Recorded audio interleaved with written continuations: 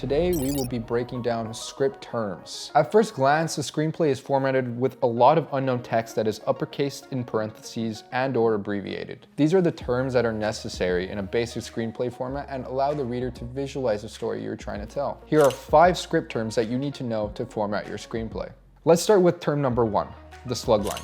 The slug line is the uppercase text that indicates where and when a scene is taking place. To break down the slug line, we begin with the abbreviation at the beginning, which stands for interior and exterior. As these terms imply, they are used to tell the reader whether a scene is taking place inside or outside in relation to the location. Some scenes even have both to indicate that the scene moves from the inside to the outside or vice versa. Next is the location of the scene.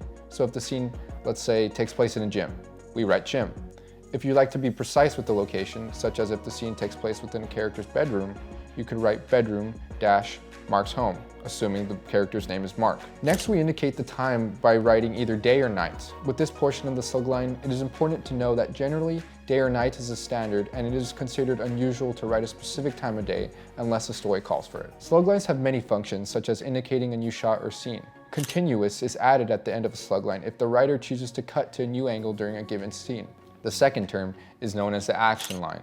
The action line is the text underneath the slug line that describes who and what is occurring in the scene. When you write your scene, it is important to understand that concise descriptions of the characters and actions is best to keep the story flowing. Within action lines, some words are capitalized. These words are either props, locations, and/or specific actions. This is done within shooting scripts to help the producers know what is needed to film the scene. However, the other word that is always capitalized is a character's name whenever they are first introduced into the script. A short description of the character is written, such as their age and look, in addition to what they are doing in the scene. The third term is dialogue. The dialogue is in the center of a script between action lines. Keep in mind, digital script tools such as Writer Duet and Celtics do this automatically when you begin typing your dialogue. Above a character's line would be their name in all caps, and in some cases, a parenthetical, such as VO or voiceover, and OS or off screen. They help indicate where the character is saying their line during a scene. For example, if a character is narrating, then you type VO or voiceover next to the character's name.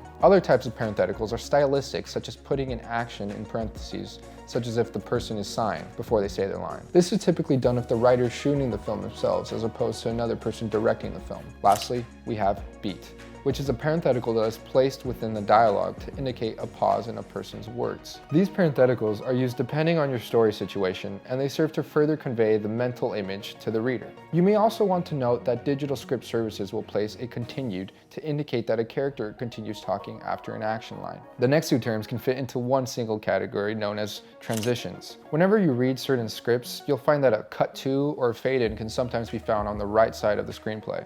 In addition, camera shots such as dolly in or camera move in are incorporated into the action lines. These terms are mostly seen within shooting scripts, so the creators know what to shoot. In a professional spec script, this is frowned upon when it comes to pitching your script. However, many writers break this rule and use camera transitions and movement within their writing to enhance their narrative.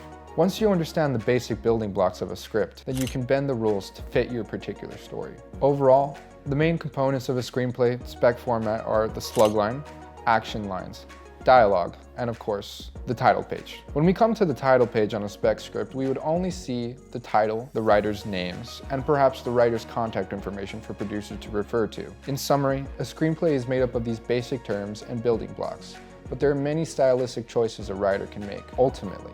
These rules were made to be broken. However, you can't break any rules if you don't know them, of course. Now that you do, let's put our newfound knowledge to the test and head into our next video where we will walk you through a step-by-step process of writing a properly formatted dialogue scene.